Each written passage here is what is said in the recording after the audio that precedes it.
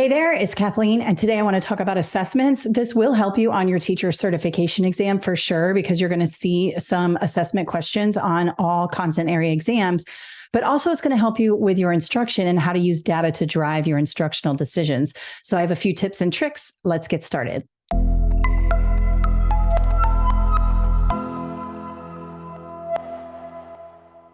All right, so when we are talking about assessments in education, we're typically talking about two types of assessments: formative assessments and summative assessments.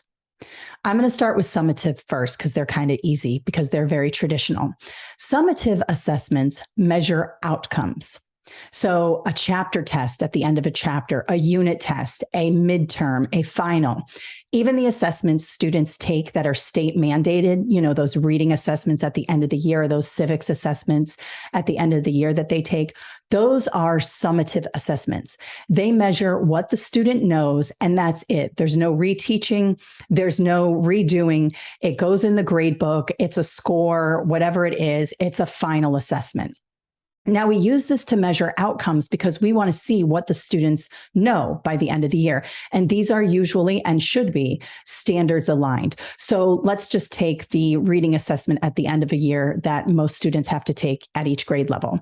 Those reading assessments are aligned with the standards for the grade level and for the skills. So their summative standards-based assessment is going to measure their skills against those standards. And again, that is the end all be all. It's the end of the year. Summative measures outcomes. So if you see the term outcome, it is usually attached to a summative assessment. Now, formative assessments inform instruction. These are mini checks, progress monitoring assessments. These are continuously used throughout the learning to measure student progress and to make instructional decisions. So these include things like observations, little quizzes that you use to kind of measure to see where students are. Pre-assessments are formative assessments. If you want to see where students are right now before you even start a lesson so you can determine how you're going to move forward, that is a formative assessment. Exit slips. If you use, exit slips on sticky notes where students answer a couple of questions after the learning so that you can determine tomorrow what you're going to do, that's all formative assessments. It's still data. And in my opinion, it's the most important kind of data, because this is the kind of data we use to quickly pivot, move, switch, move kids in and out of groups to see where they are. So formative assessments, you're using them all the time. And you might not think you're collecting data when you walk around the room and you're looking at students and you're trying to understand how they're working through problems or reading a passage or anything like that, but you are. You're collecting very valuable qualitative data that is used to inform your instruction moving forward. So formative assessments are those mini checks, those progress monitoring assessments that you use to decide what you're going to do next. So formative informs instruction. Summative is when instruction is over and you are measuring outcomes. Now, both are important, right? You're going to perhaps start a lesson and you're going to be formatively assessing students along the way. You're going to be changing up your instruction or doing different things based on those formative assessments. And then once it's over, you're going to give a summative to determine if what you did actually worked. Did all those strategies work? Did all those interventions work? Do the outcomes match what you were trying to do along the way? So they should both be used in tandem when we are working in education. The one thing to note is that the only reason to use assessments is to drive instructional decisions. Now, this may sound obvious to you or not obvious to you. I will share a quick story with you to give you an understanding of why I think this is so important. So about 4 years into my teaching career, I had the opportunity to go down to the district office and work in curriculum. Amazing job. I highly recommend it if you ever have a chance.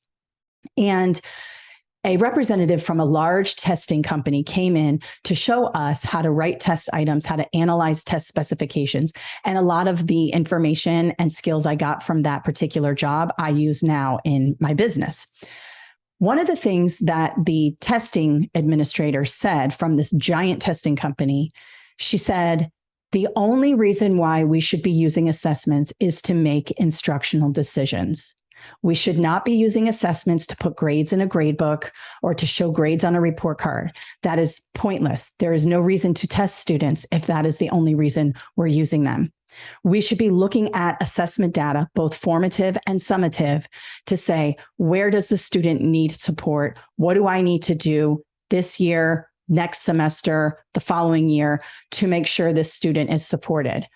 And that was like a revelation to me, because I had always just kind of used assessments as like an end game benchmark, put the grade in the grade book, allow the parents to see the grades. My principal wanted grades in the grade book, obviously. So I just thought that's the way we used assessments.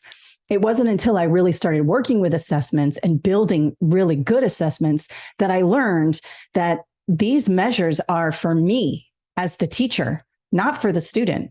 I am looking at this information in order to determine what to do next. So if I have taught you anything, it should be this: use assessments as a data analysis tool so that you can improve your instruction to meet the needs of each student. Now, are you going to be able to differentiate every day for every single little skill? No, that's not possible. We don't have enough time and we don't have enough resources. But if you're having a look at assessment data and you're seeing that a large majority of your students did not get a concept or is low in a particular area, that's good information for me or you as the teacher so that you can then target that. I'll give you one more example. I had done a chapter test at the end of a chapter about cells or whatever. I was a science teacher.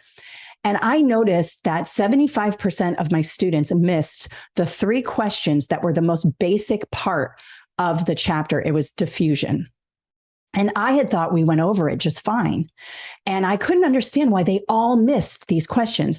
And I looked at the questions, they were written properly, like there wasn't anything wrong with the answer key, because sometimes that happens. They all miss it because you have the wrong answer key.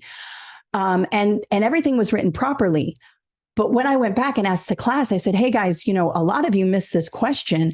What's up? I thought we went over this. And they were very confused about the concept. And I realized that I didn't really go over that concept as in depth as I should have, because I have a science mind. And because I was teaching science now for like 2-3 years, I just kind of figured that diffusion was like an easy concept. And they got it as soon as I talked about it because I understood the concept.